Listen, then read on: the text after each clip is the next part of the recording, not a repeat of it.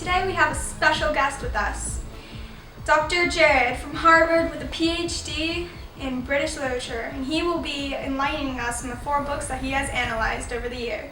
Alright, so in the book Frankenstein, there's 2 characters that it's mostly focused on, Victor Frankenstein and his monster. What's your take on both of them? Well, as many readers will initially sympathize with Victor because he is a human after all, because of the Frankenstein's monster's actual loneliness and inability to cope with that. Most of the readers by the end of the book are able to sympathize with him because he's tormented for his entire life by the fact that he really has no companions. While Victor, even though he does have companions, is unable to understand the significance of what he's done. Alright, so would you recommend this book to the onlookers, or the audience as I should call them? Would you recommend this book to them? Although I'm obviously biased because of my research with this book, I do think that it really does help the audience members reflect on their own state and their own relationship with others. So I definitely encourage everyone to read the book. Alright, so about Animal Farm and the whole entire background of it just focusing on political satire, how's your view on it? Well, I think George Orwell executed the satire of the communist revolution in Russia excellently because he's able to he's able to definitely, all the readers of the book are able to understand who the characters are meant to be without actually having them explicitly stated out for them. So even though you don't know that Napoleon is meant to be Joseph Stalin, it is obvious to all readers. So it is an excellent way for some new readers to receive an introduction to satire. Alright, well, while we take a short break, here's a word from our sponsor.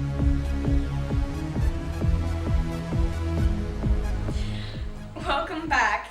So Jared, about the Quiet American, so when you were reading it, your whole entire intake about it and the store and everything, how was it?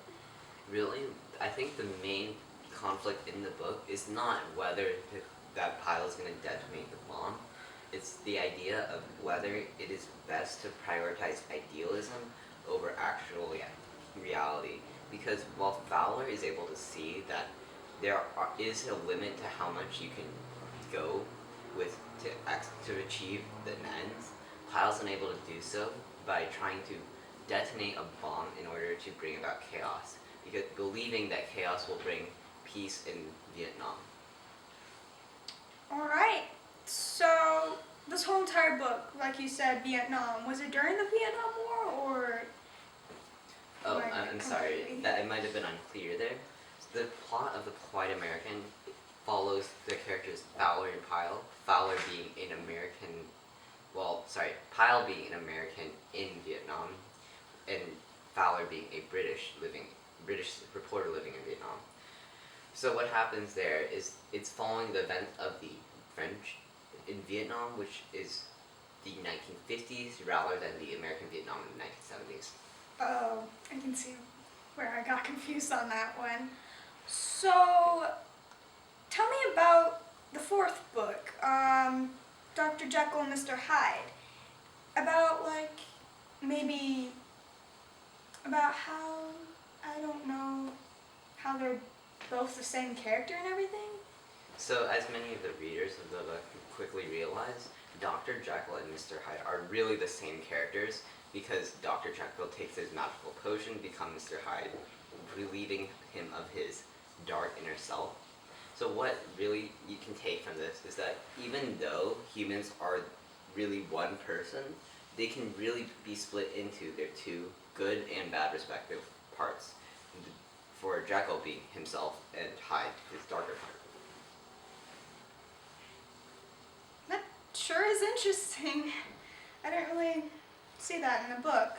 Okay, so as the last question that we have today, what's your intake about all the book? like all four of the books and how they're similar and not. But really, even though all the books have extremely different plots and similarly extremely different themes, as a whole, you can say that they each allow a different, they allow the readers to reflect on human nature.